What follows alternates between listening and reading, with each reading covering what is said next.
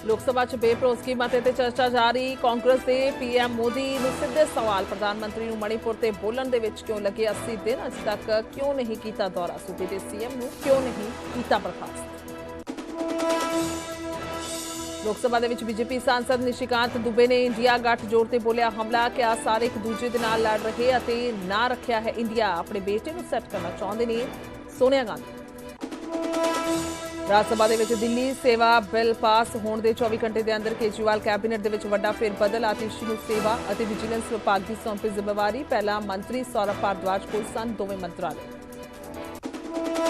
सज्जन कुमार के खिलाफ दोष आयद करने का फैसला टलिया। राउज एवेन्यू कोर्ट हुण 19 अगस्त को सुनाएगी फैसला। 84 सिख कतलेआम का दोषी है सज्जन कुमार।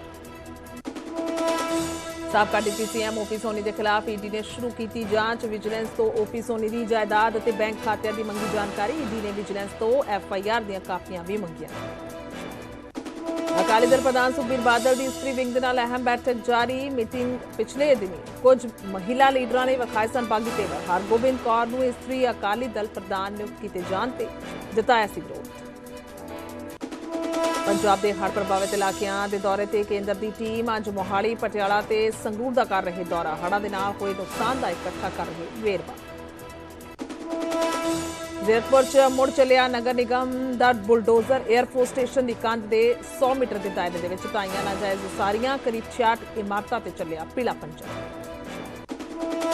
सुनाम च पति के वलों पत्नी ते कुहाड़ी दे नाल हमला करने की वीडियो आई सामने। सड़क विचाले ही गर्दन ते कीते कई बार। महिला की हालत बनी हुई है गंभीर।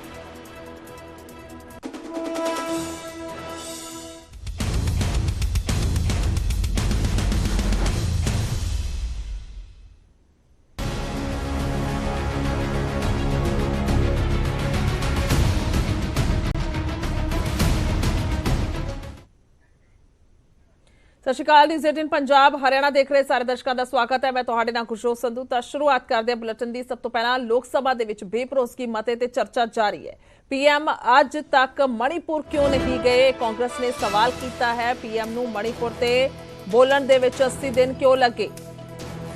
पीएम बोले भी तो सिर्फ 30 सेकंड। कांग्रेस का कहना है पीएम ने मणिपुर के सीएम नूं बर्खास्त क्यों नहीं किया। कांग्रेस ने सवाल किया असीं पीएम का मौन व्रत तोड़ना चाहुंदे हां। राहुल गांधी मणिपुर गए, पीएम क्यों नहीं गए। कांग्रेस ने पूछा है।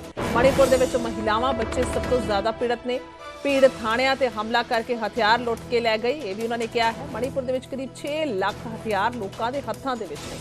मणिपुर हिंसा की राष्ट्रीय सुरक्षा का मामला नहीं है। इंडिया के नां नूं पीएम बदनाम कर रहे हैं। गौरव गोगोई का कहना है अज नफरत एक हथियार बन चुकिया है। तुहाडे नफरत के बाजार के विच असीं मुहब्बत की दुकान खोलांगे। कांग्रेस ने भी कहा है। तो निशिकांत दुबे बोले ने। भाजपा सांसद राहुल गांधी तो बोलण की उम्मीद सी उन्होंने कहा है। शायद अज राहुल गांधी देर नाल जागे होणगे, बोलण लई तैयार नहीं सन।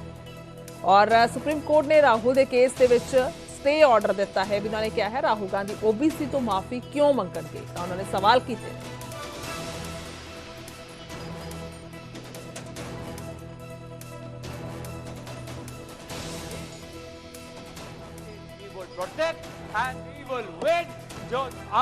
कि मणिपुर के पुलिस आज असम राइफल्स के जवान पर उंगली उठा रहे हैं। असम राइफल्स के जवान आज मणिपुर के पुलिस पर उंगली उठा रही है। ये बना है 21वीं सदी के भारत में। ऐसे हम समाधान कर रहे हैं पिछले 3 महीनों से।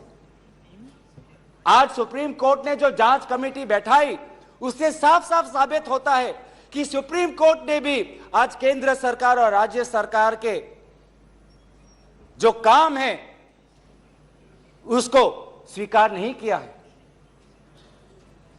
आज इसीलिए कमेटी बैठाई गई है। मैं पूछना चाहूंगा कि गृह मंत्री आपने एक 51 मेंबर्स का कमेटी बैठाया, कितने बार वो कमेटी बैठी?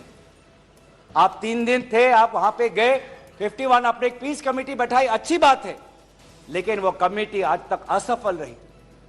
गृह मंत्री ने कहा कि मैं 15 दिन बाद में आऊंगा, पर गृह मंत्री 15 दिन हो गए हैं पर मणिपुर में दिखाई नहीं दिए। जब कोविड में सेकेंड वेव में लोग के सांसों में फाफड़ों में ऑक्सीजन नहीं था, तब प्रधानमंत्री पश्चिम बंगाल में वोट मांग रहे थे। जब मणिपुर में महिलाओं पर अत्याचार हो रहा था, तो प्रधानमंत्री जी कर्नाटक में वोट मांग रहे थे। ये कैसा राष्ट्रवाद है?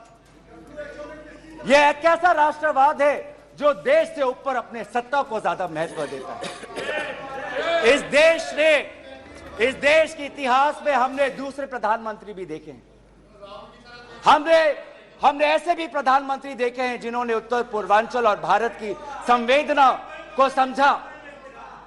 मैं उदाहरण देना चाहता हूं, जब असम में हमारा असम अकॉर्ड हुआ 1985 में, तो असम में हमारी कांग्रेस की सरकार थी, लेकिन शांति के पहल के लिए उस समय के पूर्व प्रधानमंत्री राजीव गांधी जी ने कहा कि कांग्रेस की सरकार बर्खास्त होनी चाहिए, हम एक निर्वाचन लाना चाहते हैं ताकि शांति आगे बढ़े।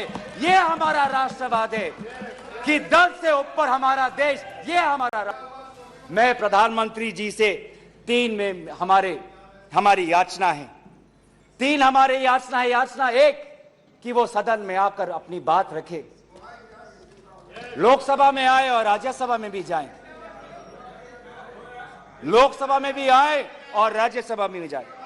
हमारी याचना दूसरा कि वो मणिपुर जाए और पूरे पार्टी को लेके जाए। ये बात हमने सदन के प्रारंभ होने से भी पहले कहा था कि अगर प्रधानमंत्री पूरा मणिपुर को में एक ऑल पार्टी डेलीगेशन लेके जाएंगे तो हम सब उसमें शामिल होंगे। और हमारा तीसरा ये याचना है कि मणिपुर के विभिन्न समाज सेवक संगठनों को बुलाकर एक मीटिंग करिए, शांति का एक पहल रखिए। लेकिन प्रधानमंत्री क्या कर रहे हैं? प्रधानमंत्री आज इंडिया अलायंस को बदनाम करने में तुले हैं, देश के नाम को आज बदनाम करने में तुले हैं। अफसोस की बात है, अफसोस की बात है, जब आप पॉपुलर फ्रंट ऑफ इंडिया की बात करते हैं, इंडिया मुजाहिदीन की बात करते हैं, ईस्ट इंडिया कंपनी की बात करते हैं, तो हम इंडियन इंस्टीट्यूट ऑफ टेक्नोलॉजी की बात करते हैं, हम इंडियन स्पेस रिसर्च ऑर्गेनाइजेशन की बात करते हैं, हम इंडियन पुलिस फोर्स की बात करते हैं, हम इंडियन एयरफोर्स की बात करते हैं। कि ये आंख का अंधा नाम नयन सुख, सब एक दूसरे से लड़ रहे हैं, लेकिन नाम क्या रखा है? इंडिया। लालू प्रसाद जी हैं सर, लालू प्रसाद जी को ललन जी ज्यादा बताएंगे बोलते हुए। यदि इस हाउस में सही सही बोलेंगे तो, यदि सच बोलें तो आज जो लालू प्रसाद जी के बेटे को जो है उन्होंने, जिसने उप मुख्यमंत्री बनाया है, वही उसके जो है विरोध में खड़े थे सर। और यहां की कांग्रेस सरकार थी 95 में जिसने कि लालू जी को अंदर कर दिया। हमसे किस बात का विरोध? विरोध तो आपको कांग्रेस से होना चाहिए ना।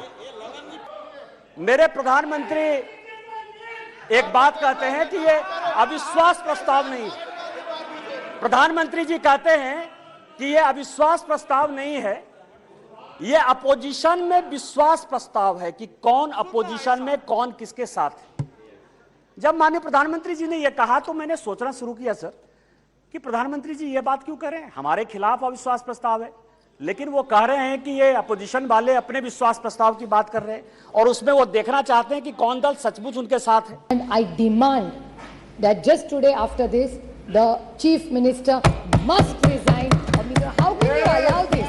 Sir, how this is? People dead, 179. People displaced, 60,000. Relief camps, 350. Still in camps, 40,000 people. Houses burned, 3,662. Religious places burnt, 321.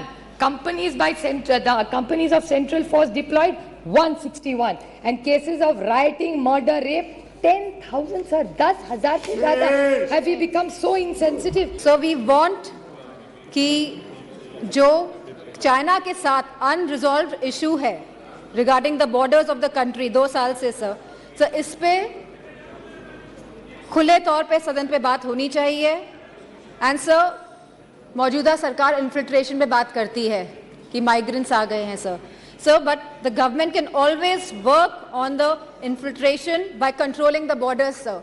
यह सरकार बॉर्डर्स को कंट्रोल क्यों नहीं कर रही है? क्यों इन्फिल्ट्रेशन हो? हिंदुत्व के विचार जो है उसको बेचने का काम, बाला साहब के विचारों से दूर जाने का काम जो है इन्होंने किया। यहां पर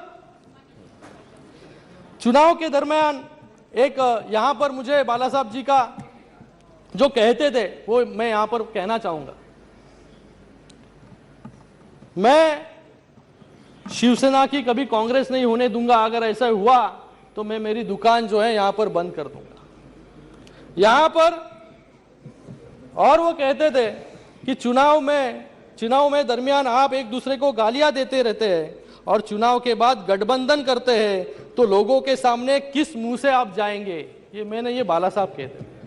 तो इन्होंने भी ऐसा ही किया, चुनाव एक के साथ लड़ा और फिर उसके बाद चुनकर आने के बाद जो है अपनी कुर्सी के लिए जो है आपने सभी विचार जो है आज विचार बाजू में रखकर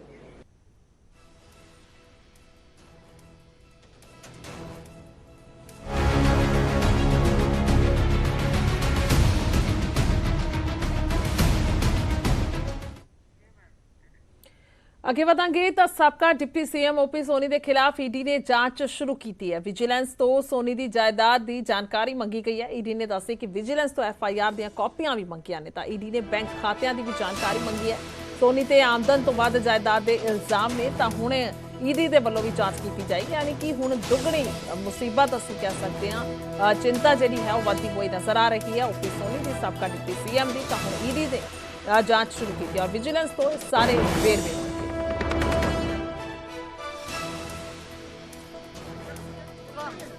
ਤਾਂ ਦੱਸਦੀਏ ਕਿ ਕਈ ਵਾਰ ਪੁੱਛਗਿੱਛ ਹੋ ਚੁੱਕੀ ਹੈ। ਓਪੀ ਸੋਨੀ ਤੋਂ ਸਵਾਲ ਜਵਾਬ ਕੀਤੇ ਜਾ ਚੁੱਕੇ ਨੇ, ਵਿਜੀਲੈਂਸ ਦੇ ਵੱਲੋਂ ਸਵਾਲ ਜਵਾਬ ਕੀਤੇ ਜਾ ਚੁੱਕੇ ਨੇ ਤਾਂ ਹੁਣ ਈਡੀ ਦੇ ਵੱਲੋਂ ਜਾਂਚ ਕੀਤੀ ਜਾਣੀ ਹੈ। ਜਾਇਦਾਦ ਤੋਂ ਵੱਧ ਮਾਮਲਿਆਂ ਨੂੰ ਲੈ ਕੇ ਇਲਜ਼ਾਮ ਨੇ, ਕਹਿ ਲਈਏ ਕਿ ਜਾਂਚ ਕੀਤੀ ਜਾ ਰਹੀ ਹੈ ਔਰ ਉਸੇ ਦੇ ਚੱਲਦੇ ਹੁਣ ਈਡੀ ਦੇ ਵੱਲੋਂ ਵੀ ਜਾਂਚ ਕੀਤੀ ਜਾਏਗੀ।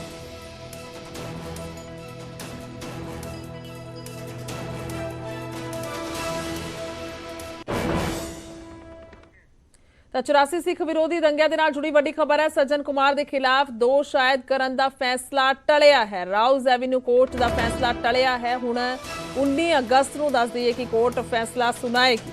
ਤਾਂ ਸੱਜਣ ਕੁਮਾਰ ਦੇ ਖਿਲਾਫ ਦੋਸ਼ ਆਇਦ ਕਰਨ ਦਾ ਫੈਸਲਾ ਟਲਿਆ ਹੈ। ਦੱਸ ਦਈਏ ਕਿ 84 ਸਿੱਖ ਵਿਰੋਧੀ ਦੰਗਿਆਂ ਦੇ ਨਾਲ ਜੁੜੀ ਅਹਿਮ ਖਬਰ ਹੈ। ਸੱਜਣ ਕੁਮਾਰ ਦੇ ਨਾਲ ਜੁੜੀ ਅਹਿਮ ਖਬਰ ਹੈ ਜਿਸ ਦੇ ਖਿਲਾਫ ਦੋਸ਼ ਆਇਦ ਕਰਨ ਦਾ ਫੈਸਲਾ ਟਲ ਚੁੱਕਿਆ ਹੈ। ਤਾਂ ਦੱਸੀਏ ਕਿ ਰਾਉਜ਼ ਐਵੀਨਿਊ ਕੋਰਟ ਦਾ ਫੈਸਲਾ ਟਲਿਆ ਹੈ ਔਰ ਹੁਣ 19 ਅਗਸਤ ਨੂੰ ਸੁਣਵਾਈ ਹੋਣੀ ਹੈ।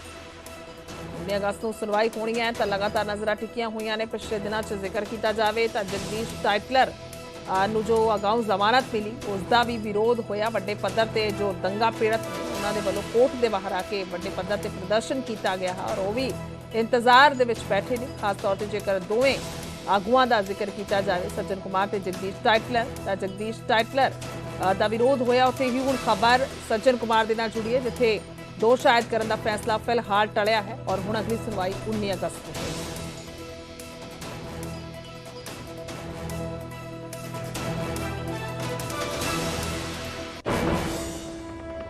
ਅੱਗੇ ਵਧਦੇ ਹਾਂ ਤਾਂ ਰਾਜ ਸਭਾ ਦੇ ਵਿੱਚ ਦਿੱਲੀ ਸੇਵਾ ਬਿੱਲ ਪਾਸ ਹੋਣ ਦੇ 24 ਘੰਟੇ ਦੇ ਅੰਦਰ ਦਿੱਲੀ ਸਰਕਾਰ ਦੇ ਵਿੱਚ ਵੱਡਾ ਬਦਲਾਅ ਹੋਇਆ। ਕੇਜਰੀਵਾਲ ਕੈਬਨਿਟ ਦੇ ਵਿੱਚ ਫੇਰ ਬਦਲ ਹੋਇਆ ਹੈ। ਆਤੀਸ਼ੀ ਨੂੰ ਸੇਵਾ ਅਤੇ ਵਿਜੀਲੈਂਸ ਵਿਭਾਗ ਦੀ ਜ਼ਿੰਮੇਵਾਰੀ ਸੌਂਪੀ ਗਈ ਹੈ। ਤਾਂ ਮੰਤਰੀ ਸੌਰਭ ਭਾਰਦਵਾਜ ਦੇ ਕੋਲ ਦੱਸਦੇ ਕਿ ਦੋਵੇਂ ਵਿਭਾਗ ਸਨ ਔਰ ਆਤੀਸ਼ੀ ਪਹਿਲਾਂ ਤੋਂ ਹੀ ਵਿੱਤ ਵਿਭਾਗ ਤੇ ਸਿੱਖਿਆ ਵਿਭਾਗ ਦੀ ਜ਼ਿੰਮੇਵਾਰੀ ਸਾਂਭ ਰਹੀ ਹੈ। ਤਾਂ ਹੁਣ ਹੋਰ ਡਿਪਾਰਟਮੈਂਟ ਦਿੱਤੇ ਗਏ ਨੇ। ਤਾਂ ਫੇਰ ਬਦਲ ਹੋਇਆ ਹੈ। ਕੇਜਰੀਵਾਲ ਕੈਬਨਿਟ ਦੇ ਵਿੱਚ ਫੇਰ ਬਦਲ ਹੋਇਆ ਹੈ ਤਾਂ ਆਤੀਸ਼ੀ ਨੂੰ ਇਸ ਵੇਲੇ ਜ਼ਿੰਮੇਵਾਰੀ ਜਿਹੜੀ ਹੈ ਉਹ ਦਿੱਤੀ ਗਈ ਹੈ। ਸੇਵਾ ਤੇ ਵਿਜੀਲੈਂਸ ਵਿਭਾਗ ਦੀ ਜ਼ਿੰਮੇਵਾਰੀ ਸੌਂਪ ਦਿੱਤੀ ਗਈ ਹੈ। ਦੱਸਦੇ ਕਿ ਇਹ ਮਸਲਾ ਪਿਛਲੇ ਕਾਫੀ ਸਮੇਂ ਤੋਂ ਹੈ। ਖਾਸ ਤੌਰ ਤੇ ਜੋ ਬਿੱਲ ਪਾਸ ਹੋਇਆ ਹੈ ਦਿੱਲੀ ਸੇਵਾ ਬਿੱਲ ਪਾਸ ਹੋਇਆ ਉਸ ਤੋਂ ਬਾਅਦ ਇਹ ਫੇਰ ਬਦਲ ਕੀਤਾ ਗਿਆ।